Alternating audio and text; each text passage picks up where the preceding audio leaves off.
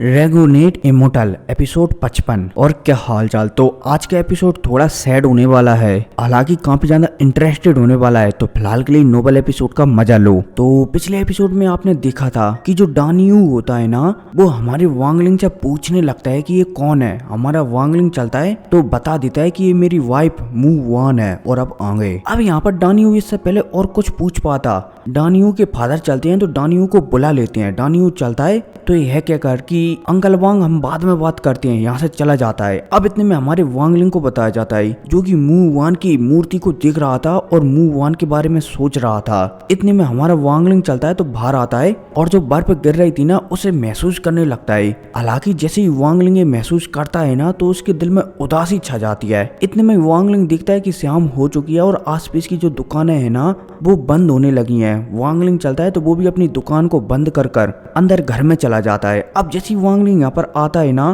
तो वो सिगड़ी में आग जला लेता है और आग के सामने बैठकर तापने लगता है। अब वांगलिंग भले ही आग के सामने बैठकर ताप रहा था, बोला जाए तो गर्म हो रहा था, लेकिन वांगलिंग को कुछ अकेलापन महसूस होने लगता है। वांगलिंग चलता है तो अकेलेपन को दूर करने के लिए दोबारा से लकड़ियों के मूर्तियां बनाने लगता है, लेकिन वांगलिंग का इसमें भी मन नहीं लगता। वांगलिंग चलता है तो अपने मॉम डैड के बारे में और भी ज्यादा सोचने लगता है, अपने परिवार के बारे में सोचने लगता है, जिस वजह से वांगलिंग का किसी भी काम में मन ही नहीं लगता। वांगलिंग चलता है तो अपनी ऑरा को भी रिलीज करने लगता है, जिस वजह से जो हमारे वांगलिंग की दुकान है ना उसमें एक बबर सा बनने लगता है। अब जैसे ये बबर बनता है ना तो हमारे वांगलिंग की जितनी भी मूर्तियां थी ना वो और भी ज्यादा इस बबर की एनर्जी को सोख कर और भी ज्यादा स्ट्रांग हो जाती हैं। अब वांगलिंग चलता है तो अपनी एनर्जी को, बोला जाए तो अपनी शक्तियों को कंट्रोल करता है। इतने में हमें सुबह का सीन बताया जाता है। वांगलिंग चलता है तो अपनी दुकान खोलकर बाहर ही आता है, तभी डानियो के फादर और डानियो वांगलिंग को मिल जाती हैं। वांगलिंग चलता है तो दोनों को अंदर बुलाता है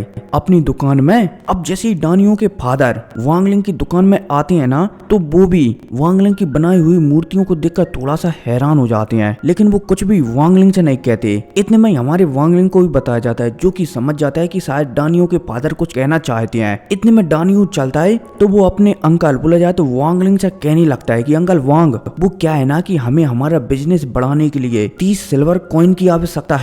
सॉरी, मतलब कि ए डानियो के फादर कहते हैं। अब जैसे ही फादर कहते हैं ना तो डानियो चलता है तो वो कहने लगता है कि फादर झूठ बोल रहे हैं, मेरी मॉम ने कहा है कि 30 सिल्वर कॉइन से कुछ भी नहीं होगा, कम से कम 80 सिल्वर कॉइन की आवश्यकता पड़ेगी। अब जैसे ही डानियो एक कहता है ना तो वांगलिंग हिचकिचाता नहीं है, क्योंकि 2 साल ऑलरेडी हो गए थे वांगलिंग को डानियो की फैमिली के साथ रहते रहते, बोला जाए तो बात करते करते। इसलिए वांगलिंग समझ गया था कि जो डानियो की फैमिली, बोला जाए तो उसके माता पिता है ना वो बहुत ही अच्छे हैं। इसलिए वांगलिंग भी हिचकिचाता नहीं है, तुरंत 80 कॉइन डानियो के फादर को दे देता है। अब जब डानियो के फादर ये देखते हैं कि वांगलिंग ने बिना हिचकिचाए 80 कॉइन तुरंत उन्हें दे दिए हैं तो डानियो के फादर बहुत ही ज्यादा खुश हो जाते हैं। डानियो के फादर चलते हैं तो कहने लगते हैं कि मैं इन्हें तुम्हें लौटा दूंगा। वांगलिंग चलता है तो मना कर देता है कि आपको इन्हें वापस लौटाने की जरूरत नहीं है, आपने कितनी बार मुझे खाने के लिए बुलाया है, जी उसका किराया मान लो। अब जैसे ही डानियो के फादर ये सुनते हैं ना तो वो यहाँ से चले जाते हैं। अब इतने में हमें डानियो को बताया जाता है जो कि यहीं पर था और वांगलिंग से कहने लगता है कि अंकल वांग, वैसे तो हम लोहे की दुकान के अलावा जो वाइन है ना वो भी बनाते हैं, लेकिन जो मेरे फादर है ना वो पता नहीं वाइन को क्यों नहीं बेचने देते, वरना उससे भी हमारी अच्छी मुनाफा हो सकती है। हमारा वांगलिंग समझ जाता है कि शायद वाइन को बनाने में बहुत ही ज्यादा मेहनत लगती है और वो वांगलिंग के अलावा किसी को देना नहीं चाहते, इसलिए शायद डानियो के फादर किसी को वाइन नहीं देते। अब यहाँ से डानियो चलता है तो वो भी यहाँ से चला जाता है। अब इतने में हमारे वांगलिंग को बताया जाता है जो कि यहीं पर बैठा हुआ था चिमजी के सामने, क्योंकि बाहर बर्फ गिर रही थी तो ठंड पड़ रही थी। वांगलिंग चिमजी के सामने बैठा हुआ था और सोच रहा होता है कि इंसान सच में उनकी लाइफ सिर्फ एक ही चीज पर निर्भर करती है और वो है पैसा। हालांकि डानियो के फादर ऐसा नहीं है, लेकिन हमारा वांगलिंग समझ जाता है कि जो इमोर्टल होते हैं ना उनके लिए 10 कॉइन एक चीटी, बोला जाए तो कुछ भी नहीं होते, उनके लिए सिर्फ पावर ही मायने रखती है। लेकिन जो इंसान होते हैं ना उन्हें जीने के लिए पैसे की आवश्यकता पड़ती है और उनके लिए 10 कॉइन बहुत ही ज्यादा होते हैं। अब भाई साहब जैसे हमारे वांगलिंग ये सोचता है ना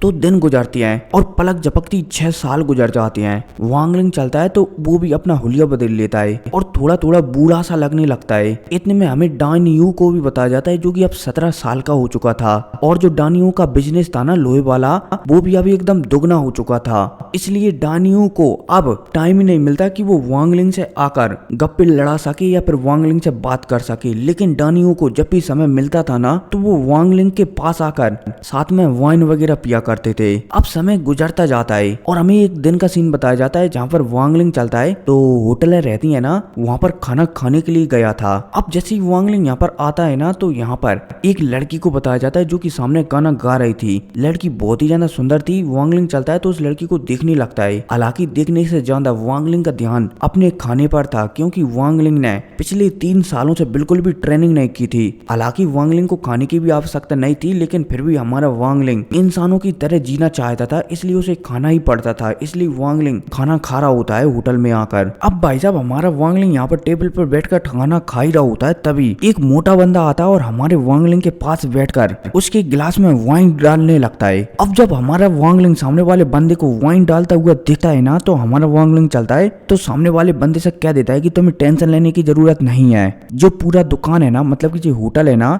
ये भले ही मेरी है लेकिन इसे तुम अच्छी तरह से चला रहे हो, इसलिए तुम ही चलाते रहो। चलो थोड़ी बैक स्टोरी बता देता हूँ कि भाई जो हमारा वांग लिंग है ना, जो होटल का मालिक है ना, उसे पैसों की आवश्यकता थी, इसलिए हमारे वांग लिंग ने इस होटल के मालिक को बहुत सारे पैसे दे दिए थे उधार। लेकिन जो होटल का मालिक था ना, इसने हमारे वांग लिंग को पैसे लौटा ही नहीं थे। इसलिए हमेशा जब भी हमारा वांग लिंग इस होटल में खाना खाने के लिए आता था ना तो जो होटल वाला स्वयं हमारे वांग लिंग को वाइन वगैरह देने के लिए आता था। अब यहाँ पर जी होटल का मालिक और हमारा वांग लिंग चलता है तो चेस करते हैं और सामने जो डांस चल रहा था ना उसे देखने लगते हैं। अब भाई साहब हमारा वांग लिंग डांस देख ही रहा होता है, तभी यहाँ पर एक बुड्ढा प्रकट होता है और ये बुड्ढा वही होता है जो आज से 7-8 साल पहले हमारे वांग लिंग को इसी सिटी में, मतलब कि जब हमारा वांग लिंग इस सिटी में आया था ना तब मिला था। अब जैसे ही हमारा वांग लिंग सामने वाले बुड्ढे को दिखता है ना तो वो उसकी अजीब हरकतों पर मुस्कुराने लगता है। अब इतने में हमें इसी बुड्ढे को बताया जाता है। बुड्ढा चलता है तो यहाँ पर जो लड़की नाच रही थी ना उसी के साथ नाचने लगता है। इतने में होटल के सिक्योरिटी गार्ड आते हैं और इस बुड्ढे को बाहर निकालने लगते हैं कि भिखारी कहाँ से आ गया।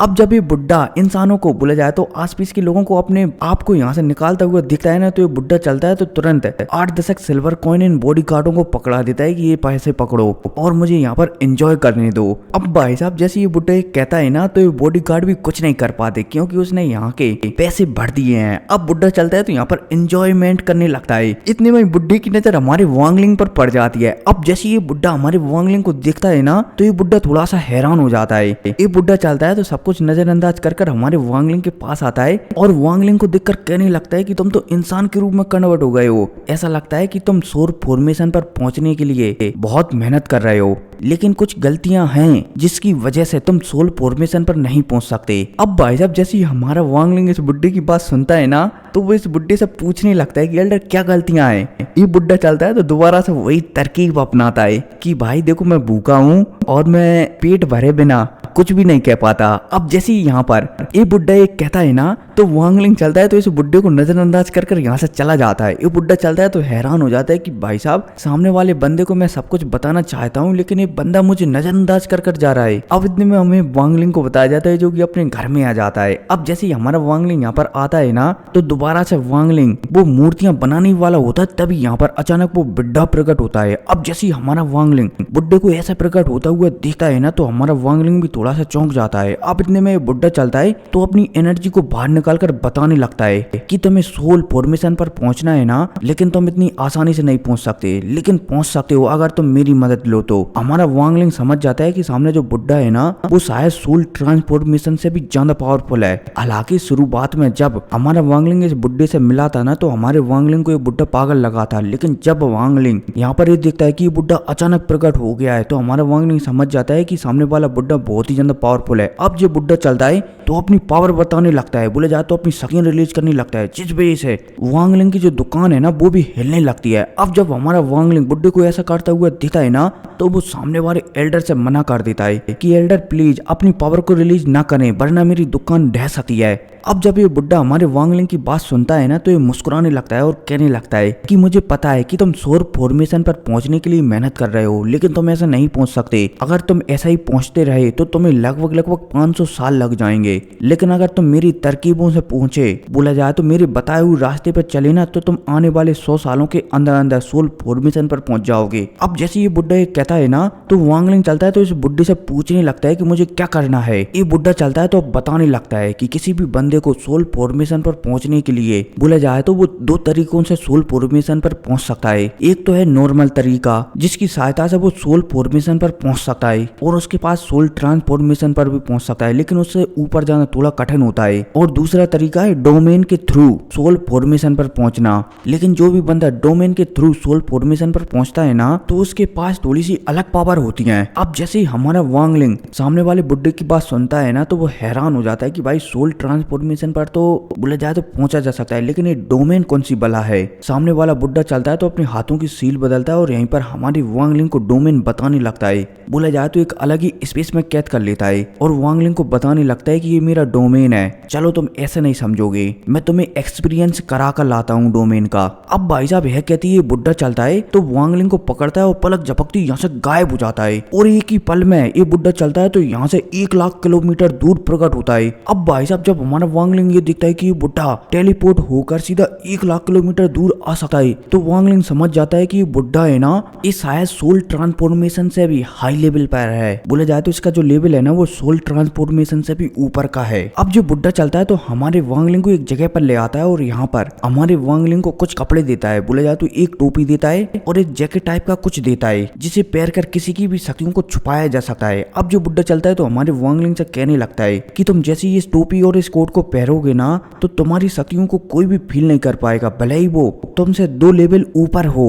अब जब हमारा वांगलिंग बुड्ढे की बात सुनता है ना, तो ये दोनों चीजें तुरंत ले लेता है और इन्हें पहन लेता है। अब जो बुड्ढा चलता है तो आगे बढ़ता है और एक सील लगी हुई थी। बुड्ढा चलता है तो इस पलक झपकती इस सील को तोड़कर जो सेक्ट है ना, उसके अंदर घुस जाता है। अब जैसे ही बुड्ढा यहाँ पर घुसता है ना, तो इस बुड्ढे ने जो सील तोड़ी थी ना, उस सील के टूटने की वजह से यहाँ पर 5-6 बंदे प्रकट हो जाते हैं और इस बुड्ढे और हमारे वांगलिंग को देखने लगते हैं और कहने लगते हैं कि तुम लोग कौन हो और तुम्हारी हिम्मत कैसे हुई हमारे व्हाइट स्काउट क्लाउड के ग्रेट फॉर्मेशन को तोड़ने की। अब जब ये बुड्ढा सामने वाले बंदों की बात सुनता है ना, तो वो उन्हें नजरअंदाज कर देता है। बुड्ढा चलता है तो मस्त तरीके से यहीं पर एक कुर्सी प्रकट करता है बांस की, और उसी कुर्सी पर बैठ जाता है और वांगलिंग से कहने लगता है कि इनसे लड़ो। अब जब वांगलिंग बुड्ढे की बात सुनता है ना, तो वो हैरान हो जाता है, क्योंकि सामने जो 4-5 बंदे थे ना, वो उससे भी ज्यादा पावरफुल थे। लेकिन हमारा वांगलिंग समझ जाता है कि ये बुड्ढा उसे यहाँ पर लाया है ना, तो ये उसे यहाँ पर इतनी आसानी से मरने नहीं देगा। अब इतने में हमें व्हाइट स्काई क्लाउड के बोला जाए तो सेक्टर के 4-5 बंदों को बताया जाता है, जो कि वांगलिंग के सामने खड़े हुए होते हैं और वांगलिंग को घूर घूर कर देख रहे होते हैं कि बेटा आज तू यहाँ से बचकर नहीं जा पाएगा।